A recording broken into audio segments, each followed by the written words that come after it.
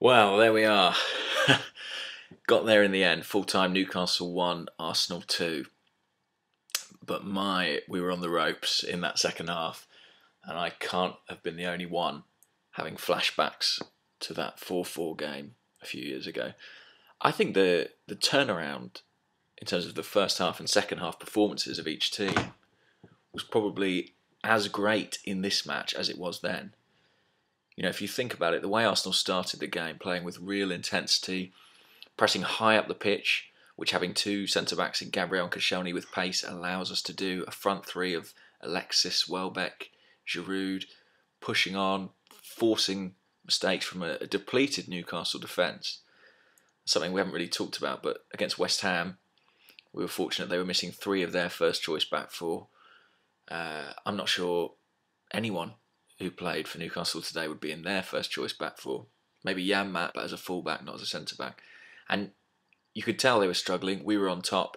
We should have scored four at minimum, probably five. I mean, we scored twice from set pieces, Olivier Giroud, but there were really good chances. Danny Welbeck had a couple.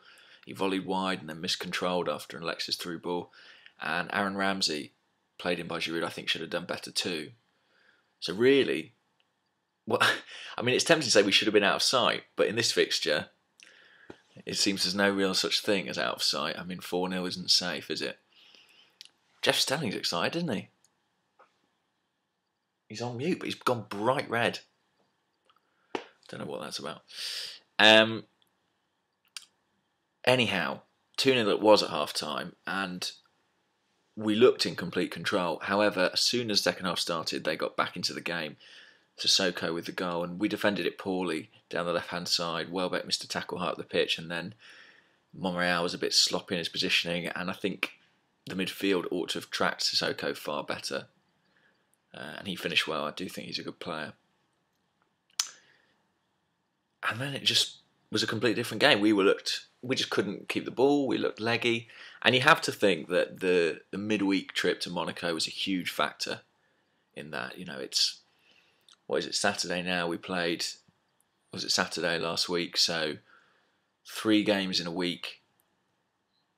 The midweek one particularly gruelling, particularly draining, one that we couldn't afford to let up for 90 minutes. And I think in our second half performance today, you saw that. A lot of tired legs out there. Santi Cazorla couldn't finish the game. Alexis Sanchez couldn't finish the game. Giroud barely finished the game, to be honest with you. He looked knackered.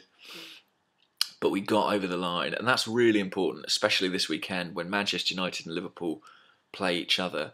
We've got our 3 points on the board. Someone's going to drop them tomorrow, so we know now that this weekend we'll finish off in a better position than we started as far as top 4 qualification goes. So anyway, we can all breathe. But it was very, very dicey, I have to say, in that second half. And